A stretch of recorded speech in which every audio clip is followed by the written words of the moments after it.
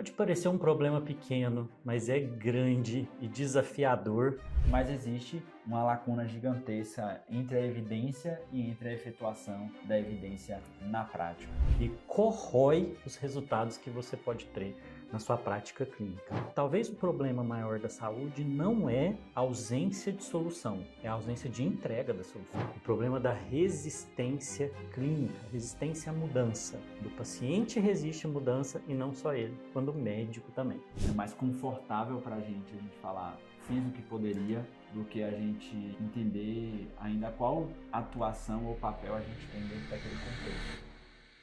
Nesse MEV-REC, nós vamos conversar sobre como lidar com a resistência à mudança.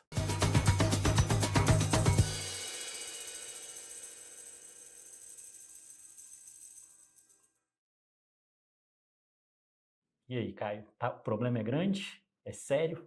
Cara, é interessante esse tópico, né? Porque a gente comumente, quando recebe novos colegas entrando na formação, talvez a principal barreira hoje a adoção da medicina do estilo de vida, da prática, não seja a questão de reconhecer a importância. Eu acho que isso já virou meio que senso comum, qualquer congresso médico fala sobre como o estilo de vida é importante. Só que logo depois dessa frase, que fala que a MEV é importante, vem, mas o paciente não quer mudar, mas o paciente não, ele não faz a mudança. Então, há aqui um jogo de responsabilidade e a gente precisa entender o que é que está por trás desse fenômeno, né? É uma dupla resistência, né? Sim. O médico, ele declara a resistência do paciente ao mesmo tempo que declara a dele, né? Fica igual Sim. aquela expressão muito comum que diz que quando a gente aponta o dedo para o outro, a gente aponta 3 para você. Eu acho que esse é um exemplo típico de resistência, porque o paciente pode até resistir a mudar, né? Sim, tem algumas razões para isso, a gente conversa depois. Mas eu acho que é interessante a gente pensar o tamanho desse problema, né, Caio? A resistência à mudança, que hoje tem sido a gente discutindo ela do lado do paciente, mas também do lado do médico, é um problema sério pela baixa adesão e baixos resultados de saúde, tanto para o paciente quanto para o médico. Imaginar que em algumas situações de 30% a 50% dos pacientes não aderem à medicação. Se a gente colocar a mudança, né, como realmente é de um ponto de vista muito mais amplo, ou seja, não necessariamente falando do estilo de vida, mas falando da adesão à medicação, da adesão ao procedimento cirúrgico, da adesão Adesão às qualquer terapêutica, orientações, né? sim, qualquer intervenção, inevitavelmente não adianta a gente ter as informações e as evidências do padrão ouro de tratamento se na prática isso não acontece. Então, o valor ele só é gerado quando o resultado existe, o resultado só existe quando a recomendação, quando a intervenção ela é executada, efetuada. Então a gente tem um gap, talvez, eu diria que certamente, né, pelos dados que a gente tem, esse seja o maior gap de saúde que a gente tem no século XXI, porque a gente já tem uma quantidade significativa de informação, e se o que a gente tem de informação fosse executado, a gente, sem dúvida, teria um contexto de saúde completamente diferente, mas existe uma lacuna gigantesca entre a evidência e entre a efetuação da evidência na prática. Isso é tão sério, né, que talvez hoje a questão não é nem que nós não tenhamos tecnologia dentro da medicina para tratar as doenças. A gente está sempre discutindo a busca de novas medicações, a busca de novas intervenções, a descoberta de novos equipamentos, mas a gente não tem aproveitado nem o que a gente tem. Então, existe aí essa discussão que talvez o problema maior da saúde não é a ausência de solução, é a ausência de entrega da solução. As pessoas não aderem a ela. O paciente não toma o remédio. Imagina quantas pessoas são internadas ou morrem porque não aderiram à medicação direito. Mas eu fico pensando, né, Caio, assim, de um outro lado. Como o médico deve ficar se sentindo quando o paciente dele não faz o que era necessário, né? E a gente vê o paciente indo, assim, corajosamente rumo ao abismo. Ele vai cair e a gente não tem como fazer nada. E aí isso tende a explicar bastante, talvez o fenômeno mais comum, que é falar, bom, o que era a minha parte eu já fiz, né? agora é com ele muda se ele quiser. Você acha que existe uma desistência em algum momento? Eu acho que há uma perda de autoeficácia do médico, e aí, como esse é um ambiente, esse é um espaço muito desconfortável emocionalmente para a gente estar, o espaço da imprevisibilidade, o espaço da falta de resultado, é mais fácil, ou melhor, é mais confortável para a gente falar, fiz o que poderia, do que a gente entender ainda qual atuação ou papel a gente tem dentro daquele contexto, né? E aí talvez valha a pena a gente pensar como é que essa resistência, que é um fenômeno humano, né, do comportamento, como é que ela se apresenta na clínica da maneira mais típica, né? E aí a gente tentar aqui fazer um debridamento, né? Vamos dissecar o caso, vamos dissecar a resistência. Me vem uma coisa na cabeça aqui, que talvez seja a situação, dizer, mais comum que a gente pega na clínica comum nossa, médica, né? Todo mundo na graduação passou por essa situação. Aquele paciente que é hipertenso e não quer tomar um remédio para pressão. Não quer tomar um diurético, não quer tomar um inibidor de ECA, aquela coisa bem básica mesmo, né? E aí as justificativas que ele vai dar, né? De que será que ele precisa, será que não vai dar um efeito colateral, e o paciente acaba não tratando, e hipertensão, a gente sabe que a não adesão à hipertensão é muito séria. E aí tem tudo aquilo que vem na cabeça dele, né? As justificativas. Eu acho que a gente pode tentar fazer esse exercício do ponto de vista comportamental, né? Então, eu diria que um primeiro elemento é que, ao aceitar o uso da medicação, logo se aceita um diagnóstico, né? É inevitável. E esse diagnóstico, ele, de alguma forma, mexe com a identidade da pessoa, né? É o famoso estigma. Sim. O estigma da doença. Eu visto aí a identidade de doente. Aí é uma coisa interessante, né? Qual é o conceito de saúde que esse paciente tem, que faz com que ele pense que por ter, por exemplo, que tomar remédio, ele deixou de ser uma pessoa inteira, capaz, completa e saudável, né? Principalmente quando você ainda tem alguma história familiar ou próxima associada àquela doença de um desfecho muito negativo, né? Então, o fenômeno da negação, ou se a gente quiser utilizar processo psicológico, né, da esquiva experiencial, às vezes para a gente é melhor a gente negar a existência daquele elemento da realidade do que a gente ter que ter a aceitação inevitavelmente das consequências dela, né? Ou seja, é melhor fingir que não está doente. Melhor, talvez assim, a ideia de que se eu tomar remédio, eu vou ter que considerar a ideia de que eu vou ter aquele destino que uma outra pessoa teve, né? Eu acho que isso talvez para algumas pessoas, assim, angustiante, né? A ideia de que, recebi o diagnóstico de diabetes, será que eu vou ter o mesmo destino? Ou será não, né? Talvez o que passa pela cabeça da pessoa eu não consigo fugir, né? É uma sentença de que o meu destino está determinado e eu vou dar no mesmo lugar que meu avô, que meu bisavô, que infartou, teve uma amputação, teve um acidente vascular cerebral, né? Então eu andarei por aquela mesma linha, né? Não é à toa que na mitologia grega tem as linhas, né? Das fiadeiras lá. Porque se a gente parar para pensar do ponto de vista comportamental, é um comportamento de baixo esforço, né? Sim. Tomar medicação não é um comportamento complexo. Não é tão difícil que assim. exige, enfim, um grau de organização, habilidades e atitudes robustas. Então a gente está lidando muito mais no campo da crença, né? Que talvez a gente falou desse primeiro elemento da identidade, talvez um segundo seja realmente o ponto de vista da educação em saúde, de considerar quais são as consequências disso, o medo de ficar dependente da medicação, né? Então eu colocaria aqui como, entre aspas, educação em saúde em relação às consequências, né? Interessante isso, né? As teorias que trabalham com isso, como a teoria de crenças de saúde, ela é antiga, né? Da década de 50, 60, foi desenhada nos Estados Unidos para explicar por que as pessoas tomavam ou não tomavam vacina, né? Ela não considera a ideia de identidade como um elemento. É curioso, isso Isso é uma coisa muito interessante da gente ver. Mas sabe o que me passou na cabeça aqui? Quando você fala, é um comportamento de baixo esforço.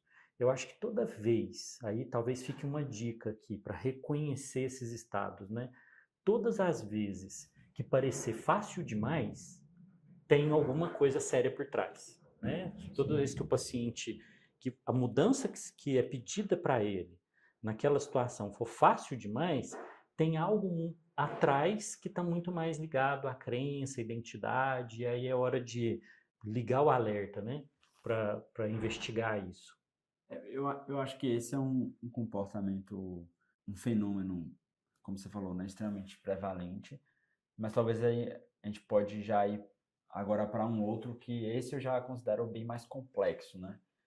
Que é, por exemplo, o paciente que, por mais que ele tenha as consequências, porque no caso da hipertensão, um elemento que favorece isso é que o paciente ele não tem uma consequência direta muito óbvia, né? Ele está Na bem, grande né? maioria das vezes Ele ele tá não bem. sente nada. Enfim, a gente sabe que os sintomas só vêm acontecer às vezes num primeiro evento agudo cardiovascular. O risco não é tão evidente para ele. Não Né? tem aquela associação comportamental do tipo, isso prejudica a minha vida, isso... Não é igual tomar insulina, né? Se eu não tomar insulina hoje, minha glicemia sobe, eu entro em cetoacidose, né? E aí, inevitavelmente, aquele fenômeno negativo, ele se torna um regulador, né? Você tem se desenvolvido e aprendido com os conteúdos aqui do podcast do MavHack? Então tem uma oportunidade para você. Para ir rapidinho o que você está fazendo agora, você vai lá no perfil do MavHack e você vai ter a oportunidade de avaliar esse podcast com a quantidade de estrelinhas ali que você achar que o conteúdo daqui agrega de valor para você. Lembrando que essa é uma forma também de você demonstrar a sua gratidão e a gente vai podendo criar esse ciclo aí de perceber que a gente tem feito diferença na vida das pessoas e que você vai poder fazer a diferença também na vida dos seus pacientes. Então, convido você a avaliar o podcast e seguir também para receber todas as notificações. Mas quando a gente pensa na questão do álcool ou do tabagismo, muitas vezes esse dano ele é perceptível. Ele vai, vamos dizer assim, danificando, degradando a vida da pessoa, ela vai ela vai perdendo muito, né? Perdendo relações, perdendo trabalho, perdendo muita qualidade de vida, vai destruindo a vida dela e assim ela não, mesmo assim ela não consegue mudar. Né? E aí para mim o ponto não é nem só dela não conseguir, é que é relativamente prevalente o paciente falar que não quer. E aí eu acho que vale a pena que a gente entrar nesse não quer. Isso, né? porque tem uns estudos muito interessantes sobre isso, que a gente pode trazer nesse não quer e o que faz o paciente reconhecer a mudança. Tem uma coisa muito legal. Fala aí que depois eu te conto. Não, é porque eu botaria como primeira hipótese, né? Um primeiro elemento que envolve essa questão do paciente dizer que não quer. Claro, a gente poderia dar uma explicação biológica do como tanto o álcool quanto o etilismo diminuem a ansiedade e tal, e ele pode, por esse efeito positivo, falar que ele não quer perder isso. Ou porque cria, né, dependência, né, e toda a questão do sistema de recompensa. Exato. Eu acho que, sem dúvida, é um elemento que influencia. Mas eu acredito que tem um elemento ainda da autoeficácia. Né? Ou seja, o que é autoeficácia? É a percepção do paciente do quanto ele consegue mudar. Quanto ele dá conta. E ninguém gosta de falhar. Ninguém gosta de fazer uma prova que você já sabe, entre aspas, que vai perder. Então, é muito mais confortável para a gente, pelo fenômeno, mais uma vez, da esquiva experiencial, a gente dizer que não quer do que a gente dizer que quer, mas não consegue. Porque o não consegue, ele fala sobre quem a gente é. Principalmente quando isso está associado a uma percepção de que o cara que não consegue parar de fumar, ou que não consegue... enfim, parar de consumir álcool em grandes quantidades, tudo, é alguém indisciplinado, né? Às vezes tem uma associação com caráter e com uma série de outros fatores. E né? o desejo, né, ele parece mais voluntário. Sim. E aí é que vem esse artigo muito interessante, que foi avaliar se eu não me engano, entre universitários, porque aí é um fenômeno muito curioso, né? Vamos pegar a cultura americana aqui para entender por que isso acontece. O cara faz 18 anos, vai para a faculdade, né? E aí ele sai de casa e vai morar na universidade. E aí quando ele sai de casa, a vida, se apresenta, né? E muitos jovens americanos começam a beber, fumar, usar droga nesse período. E aí esse estudo ele foi olhar o que determinava com que esse calouro mergulhasse na dependência de álcool ou fizesse, vamos dizer assim, o DEBI dele, né, o DEBI na faculdade depois criasse juízo. O que diferenciava os dois? Sabe o que foi? Aqueles que tinham medo e que conseguiam perceber que estavam perdendo o controle, paravam. Aqueles que tinham dificuldade de aceitar que eles não tinham controle, eles continuavam. Justamente isso. A pessoa dizendo o quê? É porque eu quero, porque isso devolve senso de controle. Enquanto que aquele que fala, não, não é porque eu quero, tem alguma coisa errada mandando em mim. Aí esse consegue fazer esforço para parar. Esse estudo é bem assim, ele mostra bem isso acontecendo. Faz bastante sentido. Você acha que tem outros elementos envolvidos nesse processo? Porque talvez trazer, obviamente, né, tá no pilar de tóxico, mas trazendo para outra realidade aqui comum também, principalmente quando a gente fala no contexto de MEV, é o paciente às vezes com obesidade que fala que não necessariamente ele quer perder peso, né? Sim. Eu acho que toda mudança, a gente não pode dizer que esse é a única explicação. É aquela questão de que as histórias de vida das pessoas, elas têm muita coisa a ver. Claro que um elemento pode ser esse, né? Perda de controle, medo. E talvez tenham alguns pacientes que tenham reconhecimento de que tem algo que pode ser, que ele pode ter medo quando acontecer a mudança, de que vida ele vai ter se ele chegar daquele outro lado, né? E aí eu acho que talvez não é nem... É um elemento de controle também, né? Eu acho que talvez seja, né?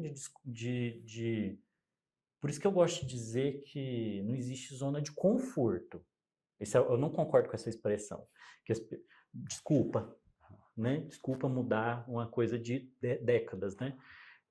Eu acho que a questão não é a zona de conforto, porque ela é muito desconfortável. Sim, muito. Em outros aspectos. O problema é a zona de conhecimento. Eu acho que é o que você conhece, o que você não conhece, justamente por conta do controle. A mudança, ela sempre envolve um passo de lidar com o desconhecido, né? Mas pensando nisso, Caio, eu acho que a gente, voltando naquela brincadeira, né? Eu aponto um dedo para o outro, eu aponto 3 para mim.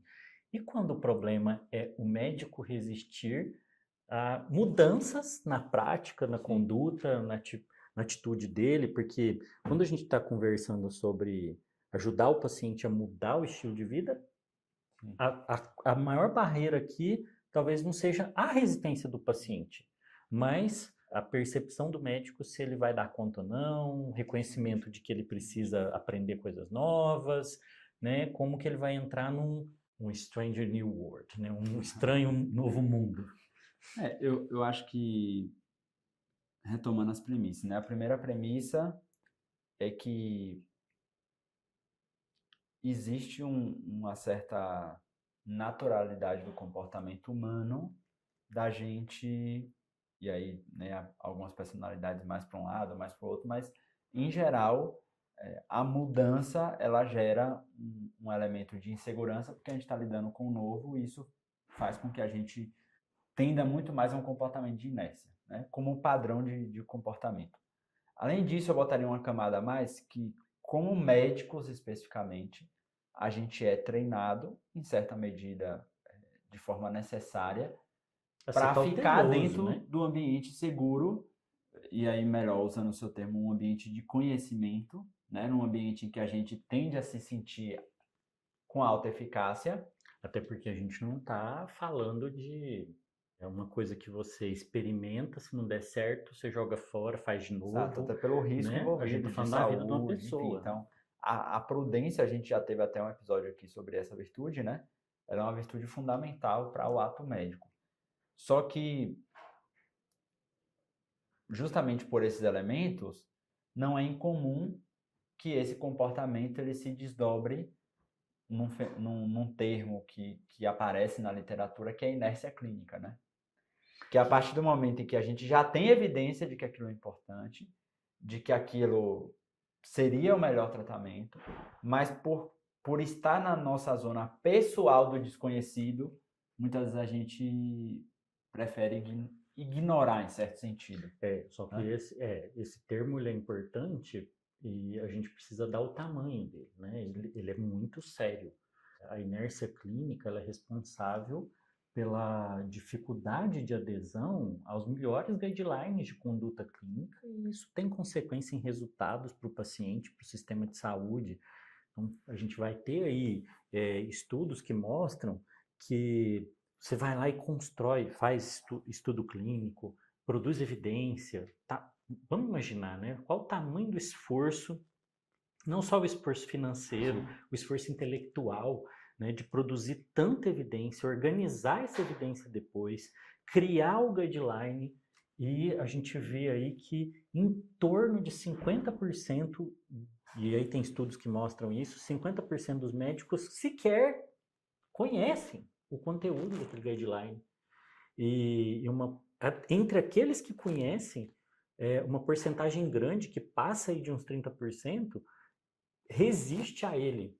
Então, assim, o problema não é só do paciente tomar remédio. É do profissional de saúde aderir àquela tecnologia que vem. Não é à toa que se criou até uma nova ciência. Existe a ciência que produz essa evidência, que a gente está aí fazendo estudo clínico e tal, e foi necessário criar a ciência da implementação, para poder tentar descobrir como colocar o conhecimento na prática. E eu diria que isso é ainda mais significativo quando essa mudança ela é reestruturante, né? Ou seja, ela não é um bônus ali, não é um plus a mais da prática clínica, não há a diferença entre usar a medicação X e a medicação Y. Quando é uma mudança de reestruturar um dígito, né? Na forma de fazer consulta, no paradigma. No paradigma, obviamente, até por uma questão lógica, o esforço emocional para tudo isso é muito grande, né? Então, se a gente olhar historicamente, talvez já que a gente falou de tecnologia, né? Talvez um dos grandes marcos que a gente tem é o esteto, né? Que hoje é, tipo, padrão. Hoje provavelmente é pré-histórico, já vai né? ser ultrassom, né? Ele é pré-histórico. O esteto já, com a tecnologia que a gente tem hoje, está fazendo cada vez menos sentido. Mas a gente teve um processo de décadas, né? Até virar o mainstream, como todo mundo provavelmente que ouviu esse episódio, que está escutando esse episódio, se formou com esteto no pescoço, escutando o paciente. Pode parecer até esquisito para pensar que alguém tenha resistido ao uso, por exemplo, do estetoscópio, ou de qualquer outra coisa, né? A gente pode pegar um exemplo comum, né? A resistência a adotar a ideia de que micro-organismos causavam infecção e que era necessário fazer asepsia. A gente tem aí a história do Pasteur, por exemplo, né? E de, se não me engano, Lister, né? Na Inglaterra, não sei se eu estou errando aqui, né? Mas depois a gente corrige se for. Que conseguiu, olha que doido, né? Olha que doido. O que explicava tanto febre puerperal que levava à morte de mães e recém-nascidos aí por volta aí do século XVI, XVII, por aí? Era porque os estudantes de medicina e os médicos saíam da sala de dissecção, onde eles estudavam anatomia, e sem lavar a mão, sem trocar de roupa, nem nada, eles iam direto para a enfermaria, e inclusive fazer parto. Então, assim, porque eles não tinham a ideia de que uma bactéria causasse a doença, porque se acreditava que eram os ares, né? E o quanto demorou para aderir a essa ideia, Pasteur teve que provar que as bactérias podiam estar no ar, quanto mais nas mãos, para depois o Lister, eu tenho certeza que foi o Lister mesmo, porque eu lembro que tem um famoso discurso que o Lister fez homenageando o Pasteur no cinquentenário da carreira dele, ó, se eu não me engano, até provar que estava nas mãos. O quanto de pessoas morreram e se resistiu até se ter uma coisa muito óbvia, lavar as mãos, um ato extremamente simples. E o ponto aqui não é, obviamente, parte disso envolveu a falta de evidência, né? O ponto é, a partir do momento em que a evidência existe, ela é consolidada, tecnicamente não existe mais dúvida de que aquilo é melhor, mas se começa a criar outras camadas de narrativa que refletem uma resistência. Que foi o que aconteceu, né? se resistiu à ideia de que aquilo fosse verdade por muitas décadas, né? Então, assim, talvez aqui o que esteja como fundo, né, principalmente no caso aqui médico, é a gente pensar que uma das grandes virtudes fundamentais, principalmente no contexto que a gente está de mudança de informação numa velocidade, enfim, não antes vista, né, seja a humildade epistemológica, né? Ou que, se a gente quiser usar um termo mais leigo, uma mentalidade mais flexível, mais aberta realmente a considerar as evidências e a considerar a remodelação de pressupostos que a gente tem. Falando em termo bem leigo mesmo, considerar que você pode estar errado. Né? O que deveria ser algo relativamente natural, né? Porque parte da premissa é que ninguém tem como saber tudo. Isso. Logo, se ninguém tem como saber tudo, a gente sempre tem que estar aberto a questionar a partir de novos dados, novos fatos, novos pressupostos. Mas você acha que nesse momento nosso, né, que a gente está saindo de tratar doenças agudas, e foi o grande desafio de saúde, e indo para doenças crônicas, é uma transição epidemiológica, demográfica. Sim. E tudo. Você acha que tem alguma mudança que ela parece muito óbvia, mas que a gente não está conseguindo adotar? Essa pergunta ela tem uma resposta óbvia, né? É retórica. Eu diria, sem dúvida, que talvez o número 1 seja o papel do médico no processo de cuidado, né? Porque pensando na questão do paradigma, talvez seja o paradigma mais basilar mesmo. Então, entender qual é o papel do médico no cuidado, que está deixando cada vez mais de ser o cara que possui a informação e a partir da informação ele age, intervém e gera o resultado. E aí a gente já sabe que, enfim, né, uma série de estudos, principalmente nos últimos 12 meses, como a IA já está conseguindo ter uma predição de mudando as relações, né, entre médico e paciente. Mudando completamente. Então, o papel do médico deixa de ser o especialista que detém todas as informações e diz o que é que deve ser feito, e ele começa a ter um papel muito mais, não é que ele perca esse primeiro elemento, né, mas é a mudança do paradigma para ser o apoiador, o treinador. Você acha talvez um gestor? O gestor de saúde, na medicina de família a gente usa muito esse termo, né? Fazer a gestão do cuidado com o paciente, né? Pensar o que é prioritário, por onde é que ele começa, considerando as particularidades de toda a rotina, de uma série de coisas com ele, ponderar todos os pontos. Mas eu acho que principalmente também envolver o aspecto do apoio, da recaída, que é um fenômeno que faz parte do processo de mudança. Então, o desdobramento disso é que o modelo também que a gente vinha, né, que é o modelo consulta-retorno, que faz bastante sentido para essa estrutura, né? Evento agudo, avaliação, diagnóstico, o médico prescreve, intervém, revisita com 15, 30 dias. E aí a gente lida agora com doenças crônicas, o papel do médico envolve informação, jornada, mas é muito mais construção de jornada, construção de sistemas que gerem mais resultado, e ele começa a deixar de ser muito mais vertical e começa a ser longitudinal. E aí isso envolve modificar a estrutura da consulta, a estrutura de monetização, se a gente falar no caso do consultório particular, a estrutura de gestão do consultório, porque ela tem que ser longitudinal também, ela tem que ser pensada muito mais em quantos pacientes eu consigo manter aqui dentro, gerar resultado com eles dentro desse ciclo. Então, é isso. Para mim é uma mudança. E essa, trazendo aqui para a nossa realidade MEV, né? Eu digo que essa é a principal crise que acontece dentro do processo de formação de MEV. Né? Sim, com certeza, porque a gente percebe que existe uma resistência muito grande mesmo. Parece muito óbvio, né? A longitudinalidade, mas não é, né? A gente trabalha muito tirando. Eu gosto dessa metáfora. Uma coisa é tirar foto, outra coisa é fazer um filme. E a gente fica tirando foto, sem querer construir um filme. Mas sabe, Caio, eu acho que a gente encontra aqui, faz um encontro interessante. Na minha opinião, eu não sei se você vai concordar, e eu vou tentar defender ela aqui, eu acho que é justamente a visão transversal que reforça ou coloca a gente no risco da inércia clínica. Por quê? Porque quando a gente trabalha com atendimento agudo, isso é muito comum, a gente ouve isso muito nos nossos alunos geriatras. Porque geralmente o paciente idoso, quando ele chega para o geriatra, tem, assim, toneladas de coisa para resolver. Então tem aquelas coisas agudas para resolver. Então ele resolve a aguda, e aí ele não tem tempo de pensar, ou ele não pensa, porque a mentalidade dele é, nós precisamos resolver, é óbvio, precisa resolver aquilo. Só que aí o paciente faz o quê, né? O paciente melhora aquilo e às vezes some. Ou você está tão centrado no agudo que você não olha para o que está depois.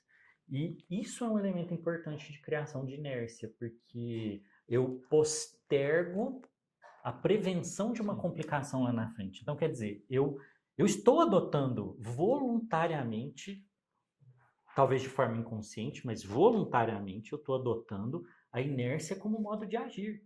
Eu não vou olhar um problema, vou deixar ele para depois e só vou lidar com ele quando ele virar uma bomba explodida. Não, nem é explodir. Então, acho que os dois problemas estão juntos, né? E eles acabam e eu acho que tem algo que reforça muito isso. Porque, em geral, não é a regra, mas em geral, o agudo a gente tem um feedback mais rápido. Sabe? Eu acho também que assim... Tipo, dá aquela sensação do tipo, caramba, eu fui o super médico aqui, cara, mudei a medicação, não sei o quê, não, paciente... Seja baseado na esquiva, né? Não quero deixar o paciente morrer ali, né? Mas eu os dois andam junto, né? Eu digo no sentido assim, ele coloca o médico numa posição potente. Numa posição que ele se percebe no curto prazo. Enquanto que quando a gente está falando de mudanças que vão ser mais longitudinal, cara, você vai ter que lidar com a recaída, com a frustração, com o resultado que não vem muitas vezes em 4 semanas. É um processo de construção que você começa a ver, enfim, resultado, não sempre, né? Mas dependendo de qual seja a condição e desfecho, num raio de mais médio prazo. E aí volta a questão do pressuposto. Se eu entendo que o meu papel ali é fazer a super intervenção e salvar a vida do paciente, quando o médico é colocado nesse espaço, cria uma angústia, isso cria uma tensão, a recaída faz com que o cara não se sinta competente, ele vai logo para o espaço que ele tem uma percepção maior de controle. Você já parou para calcular qual o impacto que a falta de ferramentas e habilidades específicas de medicina do estilo de vida tem hoje no seu atendimento e na saúde do seu consultório, da sua clínica? Então, eu tenho uma oportunidade para você. Nesse momento, a gente está com as inscrições abertas para você poder se candidatar a participar da próxima turma das nossas formações de MEV. Aqui na descrição desse podcast você vai ter um link e nesse link você vai poder colocar suas informações e a nossa equipe vai poder avaliar se realmente é o momento adequado para você, se a nossa formação realmente vai poder agregar valor para você. Você vai ter uma consultoria gratuita ali da nossa equipe e, fazendo sentido, tendo esse alinhamento, vai ser um prazer ter você junto com a gente e poder ver o avanço da sua carreira de pessoas sérias, de pessoas éticas que estão comprometidas a entregar o melhor para os seus pacientes. Agora, quando você cria a jornada do paciente, tem uma visão longitudinal, eu acho que a gente rompe a inércia por um mecanismo que é um próprio mecanismo de accountability, né, de prestação de conta. Porque quando eu penso, sim, tem coisas para resolver nessa semana, nesse mês, nesse trimestre, nesse semestre, nesse ano. Então, quando eu vejo a jornada do meu paciente, eu estabeleço as prioridades, eu vou me cobrar depois que eu resolvi o caso agudo nessa semana, nesse mês. Nossa, agora é hora de tomar conta da próxima coisa. Eu acho que a criação de jornadas de cuidado, em planos de acompanhamento, ela é uma super arma para evitar que a gente caia em inércia clínica.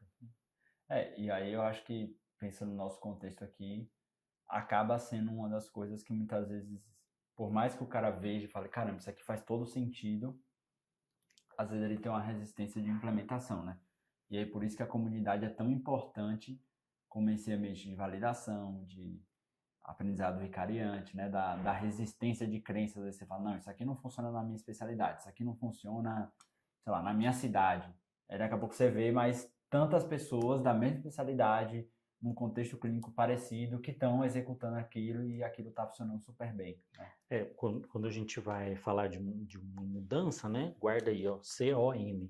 Você precisa ser capaz, ter capacidade, ter oportunidade e ter motivação. A motivação, tá, a gente quer mudar, a gente quer fazer o melhor e tal, mas às vezes a gente não vê oportunidade, até porque a gente não está dentro de um ambiente que dá essa oportunidade. Quando você está numa comunidade, né, que oportunidade, comunidade, ó. Quando você está num ambiente, numa comunidade, num conjunto de pessoas que quer fazer isso, você percebe a oportunidade. E o outro ponto, eu acho também que é ter capacidade. E aí não é só você ter conhecimento, é você ter instrumentos também, né? Você ter alguma ferramenta, você ter um instrumental que te ajude a executar a mudança da forma mais fácil possível, reduzindo o atrito. Aproveitando que você falou isso, eu acho que tem uma novidade também em relação a isso. Sim, né? A gente, que para reduzir o atrito. Aqui na MEV Brasil, a gente está sempre procurando a forma de fazer a medicina do estilo de vida virar uma mudança, né? Então, tem o com aqui, né? A gente reconhece a motivação, a gente quer fazer o melhor pela saúde do paciente, todos nós médicos, toda a tribo da MEV quer fazer isso, mas a gente tenta criar as oportunidades e tenta dar capacidade. A tribo abre... Desculpa interromper que eu raciocínio, mas não posso perder esse ponto, né? Eu diria que, em certo sentido, a gente filtra as pessoas que vêm pela motivação correta, né? Sim. Isso. Por isso que, inclusive, existe o processo de seletivo, seleção, né? Isso, para entrar. Justamente pessoas que estão alinhadas com os valores em que a premissa ética, a premissa do fim último está sempre presente o benefício do paciente, né? E não ter conflitos, às vezes, em que o interesse financeiro individual do médico se sobrepõe. Então, a gente seleciona as pessoas que têm a motivação correta. Para poder criar uma comunidade que dá oportunidade, né? Porque senão, se a gente não tiver valores alinhados. Agora, a questão é a capacidade, né? Então, a gente trabalha para dar capacidade técnica, conhecimento, treinar a habilidade, treinar as atitudes, mas, por exemplo, ferramentas. E aí o MAVPlan, por exemplo, né?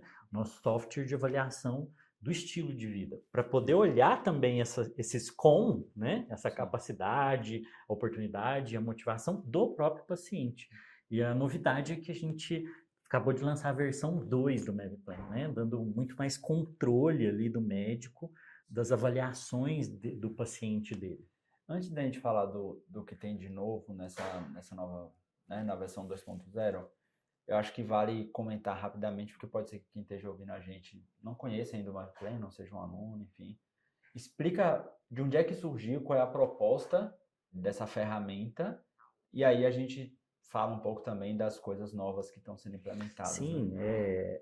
tá dentro desse raciocínio, né? A gente sempre sentiu que a gente precisa, né, dar um passo a mais e tornar a mudança o mais fácil possível. Quanto mais fácil a gente conseguir tornar a mudança para o paciente e a adoção da medicina do estilo de vida para o médico, mais rápido esse processo iria. Então, uma das grandes dificuldades iniciais, né, que se tem é o que eu avalio, o que é importante, o que eu preciso saber do paciente, o que o paciente precisa saber para mudar. Como que eu deixo claro para ele qual parte do estilo de vida não está legal? Então, a gente, usando as ferramentas de avaliação e já pensando a avaliação como intervenção, né? A gente usa muito essa frase, avaliar já é intervir, porque uma vez que a pessoa tem consciência de um comportamento, ela pode agir sobre ele. A gente diz que a pessoa é responsável agora. Nenhum comportamento pode ser mudado, nenhuma escolha pode ser feita se eu não tiver consciência daquele comportamento. Ele tem que estar em cima da mesa.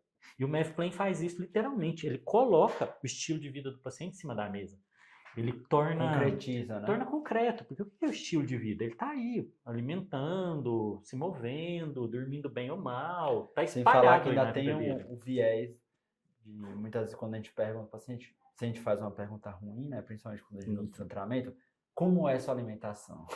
Isso, minha alimentação é boa, E aí né? ele vai dar vários vieses ali dessa resposta, né? Do que é o conceito de alimentação para a pessoa. Agora, a gente construiu, então, um software de avaliação do estilo de vida, um formulário. O paciente recebe o link, WhatsApp, no e-mail dele, ele responde questionários validados, ferramentas que vão falar sobre todos os pilares do estilo de vida, o florescimento humano, flexibilidade psicológica, motivadores e barreiras, habilidades, tudo isso que a gente conversou do com aqui. Tudo que a gente precisa de recurso de informação para ajudar ele a mudar. Isso. Né? E aí isso se torna concreto num relatório que diz, que ensina o paciente, que tem texto explicando a importância daquele elemento. Então, ali se tem a definição por uma nota até, né, de se a alimentação está boa de verdade ou não, né, e os pacientes às vezes descobrem uns vermelhos onde eles achariam que só tinham uns verdes, né, porque a gente usou vermelhinho, laranja e verde para indicar isso para o paciente. Então, esse é o MAVPlan, essa é a ideia dele. Ou seja, é facilitar a implementação do médico e concretizar para o paciente a avaliação da saúde do estilo de vida dele, né? Eu acho que talvez a metáfora de colocar as cartas na mesa é a melhor ideia, porque a gente não tem como trabalhar em cima de algo que não é concreto para a gente. E o MAVPlan torna concreto o que não era concreto. Reúne as informações de hábitos que estão espalhados pela vida.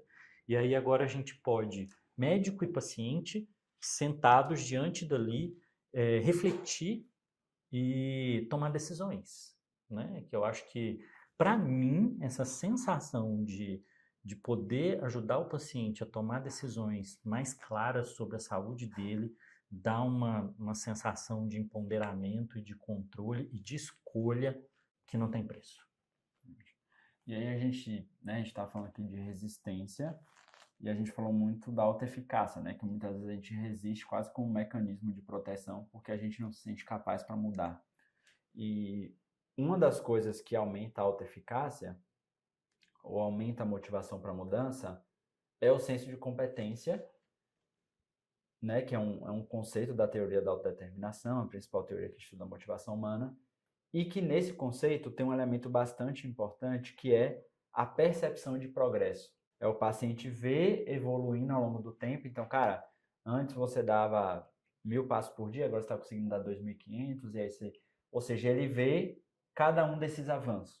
E essa foi uma das coisas que a gente mais buscou conseguir dar visibilidade para o médico, que é essa evolução do paciente ao longo do tempo, né? Então, seguindo a lógica de que o MAVPlan ele vai entrar dentro de um modelo de consulta com foco longitudinal, né? Já que a gente está falando de estilo de vida e a mudança é um processo e não um evento. Quais foram os pontos que foram implementados nessa nova versão, pensando nessa continuidade? Isso. A gente queria que fosse visível que é quando os vermelhinhos vão se tornando verdes no relatório, né? Então, a gente criou um dashboard, um painel dentro do MAVPlan, em que o médico pode comparar os relatórios e vendo a evolução das notas. Então, dentro de cada nota, dos pilares da alimentação, movimento, gestão de estresse, sono, exposição a tóxicos, florescimento, flexibilidade psicológica, ele consegue ver as tendências do paciente relatório após relatório. Então, isso dá aquela, nossa, estamos evoluindo. Ou, se não estamos evoluindo, nos perguntar como a gente corrige a rota. E tem um detalhe muito interessante que eu acho que talvez assim, tem uma mudança de viés que a gente coloca no MAVPlan, que é o seguinte, por exemplo, estresse, e isso tem a ver com a autoeficácia, né, com esse mesmo conceito. Geralmente, os formulários, né, os instrumentos padronizados assim, que a gente usa na prática, eles têm um viés negativo, que é o quê? Por exemplo, estresse. Eu meço se o estresse é muito alto ou muito baixo. Nós usamos escalas validadas, só que a gente apresenta a informação para o paciente, vamos assim, virada do avesso. Você está estressado? As habilidades de gestão de estresse estão baixas. Sim. Então, à medida em que ele vai melhorando, ele vai diminuindo o estresse, ele, em vez de ter queda da nota do estresse, ele tem aumento da nota das habilidades. E isso empodera a pessoa. Isso parece uma besteira, né? Mas, assim, qual é o ponto aqui que eu quero que fique guardado para você? quando a gente fala de avaliar estilo de vida, o ponto não é só mostrar o que é que tá ruim e o que é que tá bom. O ponto é colocar luz sobre quais recursos a gente precisa para melhorar. Ou seja, se teoricamente está ruim, é porque falta habilidade, falta recurso. Logo, se é recurso e se é habilidade, é algo que pode ser desenvolvido, é algo que pode ser mobilizável, adquirido. né? Exato. Porque eu acho que o ruim é que a visão, talvez a visão comum, né, a visão mais frequente que as pessoas têm na mudança do estilo de vida é assim, é aquela ideia que leva o paciente, por exemplo, a não querer tomar o remédio, para não assumir o estigma da doença, porque a impressão de que é destino e sobre isso eu não tenho controle. Então a gente volta lá no começo da nossa conversa. A ideia de que eu não posso fazer nada pela minha vida, eu não posso fazer nada pela mudança, vai me fazer me sentir incapaz, impotente, e aí se eu recupero a capacidade disso, aí agora eu posso aderir, agora eu não preciso de resistir, porque eu consigo confiar que eu vou dar conta e que existem recursos para isso e que alguém pode me ajudar. Acho que isso é uma mudança, assim, radical aqui. E aí eu acho que a gente termina aqui com a frase que a gente escolheu para o Mav Plan, né? Que, bom, eu pessoalmente gosto bastante dessa frase final, que é: a mudança nunca foi tão simples, né? Ou seja, e aí a gente, recapitulando aqui, eu acho que dá para a gente pensar isso em vários níveis, né? Dá para, primeiro, né, a gente vê a mudança de paradigma que a gente está vivendo dessa estrutura muito mais verticalizada, que fez parte de toda a história médica que a gente teve dos últimos anos, para um contexto completamente diferente, que exige que a gente mude de paradigma, não tem como a gente resistir a isso, senão vai ser que nem um tsunami, né? Vai engolir a gente, inevitavelmente a gente vai se afogar. Então, não só ver como aquela coisa inevitável que a gente precisa se adaptar, mas pelo contrário, a gente vê isso da forma realmente positiva que é, colocando a gente num espaço, na minha opinião, de potência muito maior. Não é apenas, sei lá, uma Barça da medicina, né? Ou seja, uma pessoa que tem um bocado de informação e fala, não, faz isso, faz aquilo. Para alguém que realmente está do lado do paciente e apoia ele nessa jornada de mudança e tornando a mudança do paciente mais fácil, né? Seja através dos instrumentos, como o MavPlan aqui que a gente falou, seja também através do seu conhecimento, das habilidades, para apoiá-lo nesse processo. Isso aí. Ó, para a gente encerrar, então, uma listinha aqui de o que a gente discutiu. Resistência é sério, leva a pouca adesão e leva a piores resultados em saúde. Por trás da resistência, às vezes há mudanças muito simples, tem um medo, uma questão ligada à identidade, ao senso de competência. A inércia clínica é uma forma de resistência do médico na adoção de novas condutas que garantirão melhores resultados. Essa inércia, outro tópico, ela talvez seja reforçada ou aconteça muito por conta do modelo de cuidado transversal e não o modelo de cuidado longitudinal. E por último, se eu tiver a percepção da minha capacidade, dos recursos, eu vou conseguir romper o ciclo da resistência, porque agora eu entendo que a mudança é possível. É isso? Show de bola. Vou deixar uma provocação aqui para a gente fechar. Vou te pedir, se você gostou desse episódio, se você não gostou também, deixa aqui embaixo não o seu comentário, mas a sua sugestão de qual tema você gostaria que a gente discutisse aqui no MavHack, que a gente quer saber sua opinião. Quem sabe a sua sugestão pode virar tema de um próximo podcast. Isso aí, MavHack, podcast mais Mav do Brasil.